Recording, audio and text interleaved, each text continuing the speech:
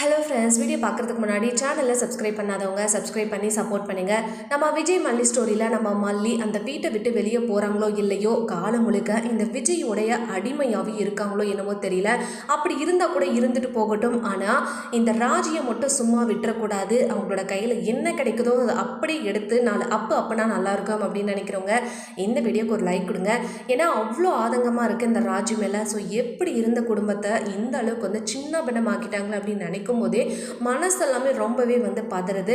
ஆனால் இப்படி கெட்டது பண்ணுறவங்கெல்லாம் நல்லா தான் இருக்காங்க. ஆனால் நல்லது மட்டும் நினைக்கிற நம்ம விஜய் மல்லி வெண்பா 3 பேருக்கும் ஏன் இப்படி அடுக்கடுக்கான சோதனைகளும் வேதனைகளும் வருது அப்படின்னு தான் தெரியல.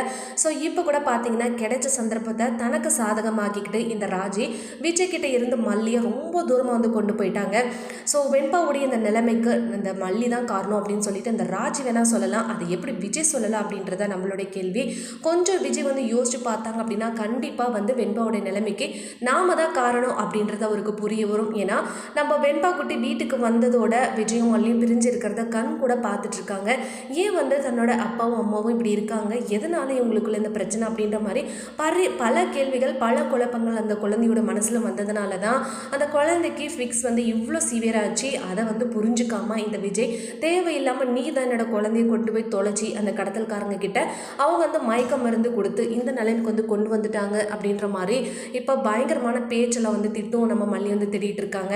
ஸோ இந்த விஜய் வந்து நம்ம மல்லியை திட்டுறத கூட நம்ம வந்து பார்த்துக்கலாம் போல இருக்குது. ஆனால் இந்த ராஜியோட பேச்சுக்கெல்லாம் தலையாட்டி பொம்மை மாதிரி தலையாட்டுறதும் அவங்க கிட்ட வந்து கொஞ்சம் கொலாவுறது இதெல்லாம் பார்க்கும்போதே பயங்கரமாக வந்து கடுப்பாகுது. ஸோ 1000 தான் இருந்தாலும் இந்த விஜயும் இந்த ராஜியோட ரத்தமாச்சே, அது எப்படி அவங்களோட குணத்தில் ஒரு பாதி குணமாவது இவருக்கு வந்து இல்லாமல் போகும்.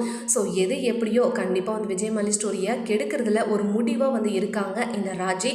ஸோ எல்லாத்துக்குமே ஒரு முற்றுப்புள்ளி கூடிய சீக்கிரமாக வைக்கணும். வீடியோ பிடிச்சிருந்தா லைக் கொடுங்க.